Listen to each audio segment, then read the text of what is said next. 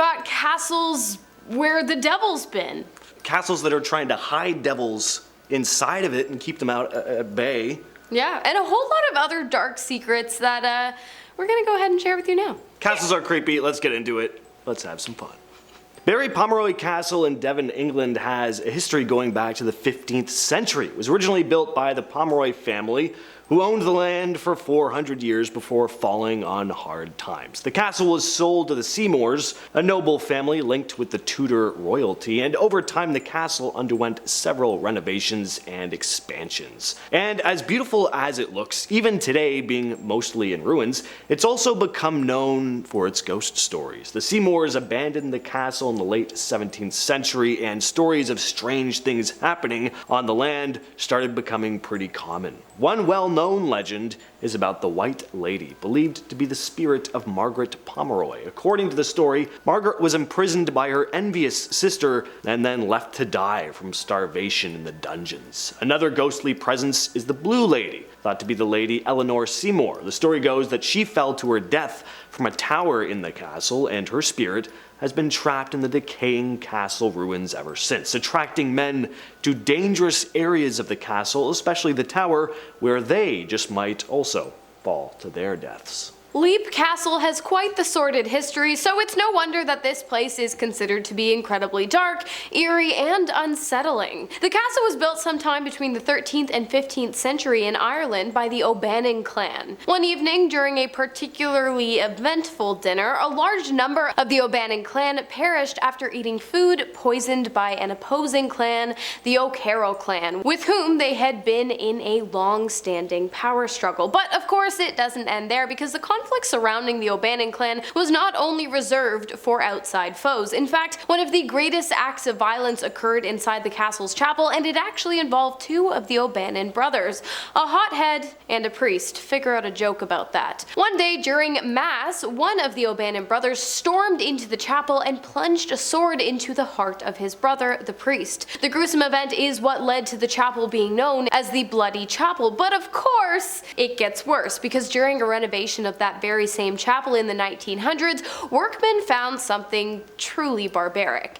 A secret dungeon hidden underneath the chapel. As it turns out, the holy place of worship had actually been equipped with a trap door, which opened to reveal a pit filled with sharp wooden spikes, which would have punctured the lungs, hearts, and other organs of anyone unlucky enough to have fallen down the shaft. Now, if you're worried about how often this barbaric method of disposing of enemies and traitors was used inside the sanctity of the church, worry no further, because the answer is a lot. In fact, it was used so often that during the renovation, workers had to haul at least 3 cartloads of skeletons from the dungeon before they were able to continue on with their renovations. Talk about a dark secret. Tutbury Castle in Staffordshire, England dates back to the 11th century. It was originally built by the Normans and has been expanded and modified over the centuries. The castle hosted some pretty big names over the years, including Mary, Queen of Scots, who unfortunately didn't really enjoy her time there, seeing as she was imprisoned.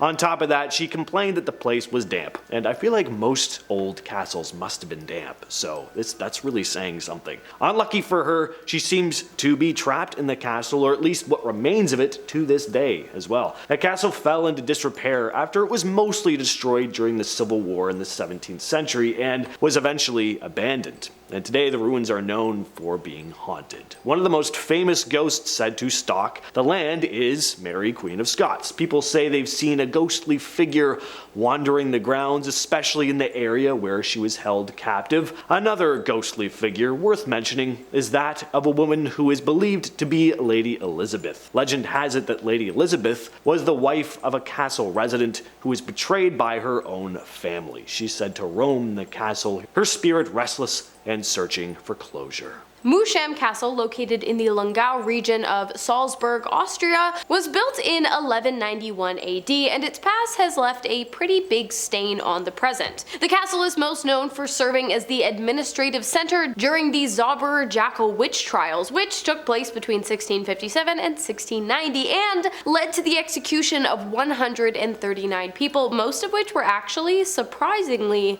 male. The executions were drawn out and incredibly dark, with victims being tormented, burned, buried alive, and decapitated.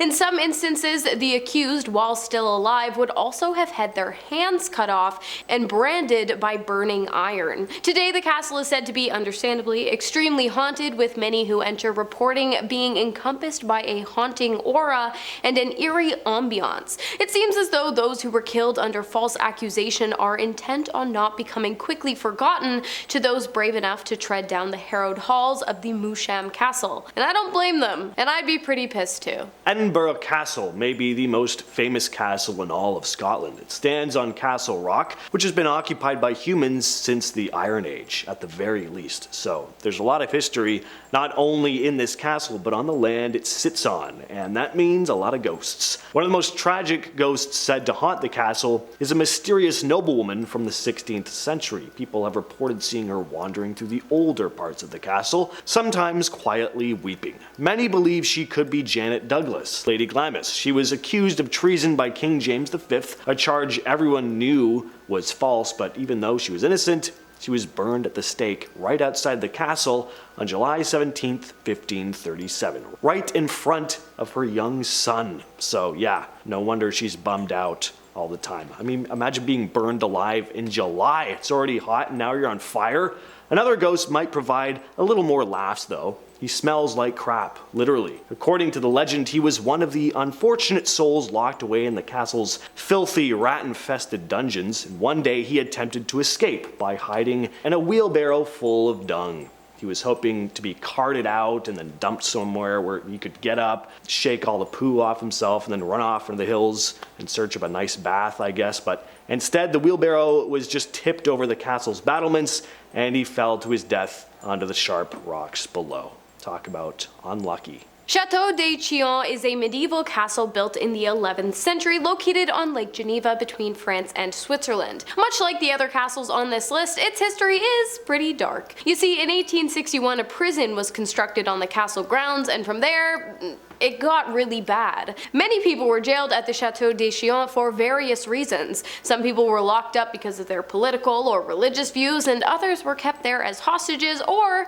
because they were believed to be witches. Inmates were tormented, burned, and killed by the hundreds, and some people were also drowned in the water surrounding the castle. So if you think you're safe from the darkness of the grounds by wading in the waters of the lake, think again. Today, the Château de Chillon stands as one of the most well-preserved medieval castles in all of Europe, and after having abandoned its dark and twisted ways, it is an incredibly popular tourist stop along Lake Geneva. Farleigh Castle was built by Sir Thomas Hungerford and was later expanded by his descendants. The castle served as a family residence and fortress over the centuries, but by the 17th century it began to fall into disrepair. The castle was abandoned in the late 18th century and now stands mostly abandoned. It is open for tours and visits, but no one actually lives there. Now, on top of the ghost stuff, which I'll get into, there are some pretty spooky things to see at this place. For one, there's the crypt, which houses a bunch of human-shaped lead coffins, and inside these coffins are the embalmed remains of members of the Hungerford family, as if an old abandoned castle wasn't spooky enough already. The castle is also said to be haunted by the spirit of a monk. The monk was killed in the castle's chapel, and visitors will report seeing his ghostly figure up there dressed in a habit, and some have claimed to hear chanting or footsteps in the empty halls. It's also said that a member of the family who was betrayed and killed haunts the castle grounds. This ghost is often described as a shadowy figure that appears suddenly and then disappears just as quickly. Loftus Hall, originally named Redmond Hall, is located in County Wexford, Ireland. It was built in 1350 by the Redmond family, and 300 years later it was purchased by the Loftus family. And in 1766, it became cursed. By that time, the Tottenham family had taken up residence in the castle. Also at that time, it was not uncommon for sailors to seek shelter in family homes during storms. So when a sailor knocked on the Tottenham family's door during a particularly bad stretch of weather, they welcomed him in with open arms. As the storm raged on, the sailor and the Tottenhams grew close. One night while playing cards together in the parlor room, Anne, one of the Tottenham's daughters, who by then had entered into somewhat of a relationship with the sailor, dropped a card underneath the table. She bent down to pick it up, and that's when she noticed the sailor's feet, which weren't actually feet at all, but instead hooves. This is when Anne realized that she had been courted by the devil. She began screaming, and her entire family watched in horror as the sailor transformed into a ball of fire and burst through the ceiling of the home. From that point on, the castle was dark, eerie, and often visited by malevolent spirits and demons. It got so bad that the family actually hired an exorcist, but unfortunately nothing changed. After the ordeal, Anne began sinking into madness, and eventually she was sent to an asylum where she was locked up for 19 years until her death. After she died, she is believed to have gone back to the castle, where she is said to roam to this day, just trying to make sense of it all. And some people have even claimed to have caught her ghost on camera. Take a look at this. It just wouldn't be right talking about creepy castles without mentioning Houska Castle in the Czech Republic. So, built in the 13th century, this castle is known for its very unusual placement and purpose. Legend has it that the castle was constructed over a massive bottomless pit, which locals believed was a gateway to hell. This castle hadn't been built to house royalty or lords. It was there to block off the pit and keep whatever was down there from escaping, acting as a kind of barrier to keep the demonic forces contained. There are stories of soldiers who were lowered into the pit and came back utterly traumatized, claiming to have seen terrifying visions of hellish creatures. Some even believe that the walls of Houska Castle are still keeping those dark forces at bay. So that kind of goes with the title, Don't Go Here. Carrigaholt Castle was built in 1480 in a small fishing village in County Clare, Ireland. At one point it was grand and vast. Today it's nothing but ruins. In fact, only one structure has been left standing. One structure that has been abandoned for the last 100 years and is completely off limits to visitors. Not because it's being refurbished into some kind of museum or anything, but because it's believed to be extremely haunted,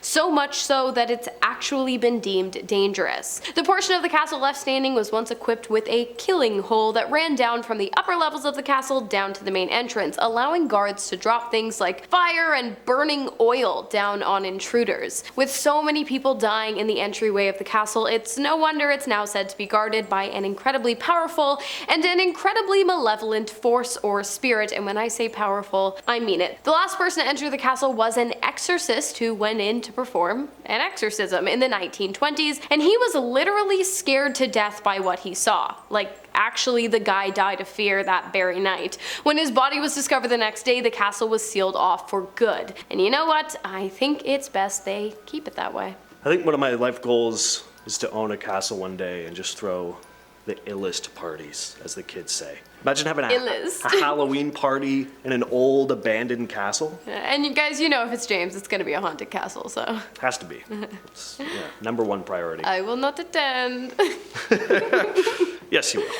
Okay, cheers, friends. Catch you next time. See you next time.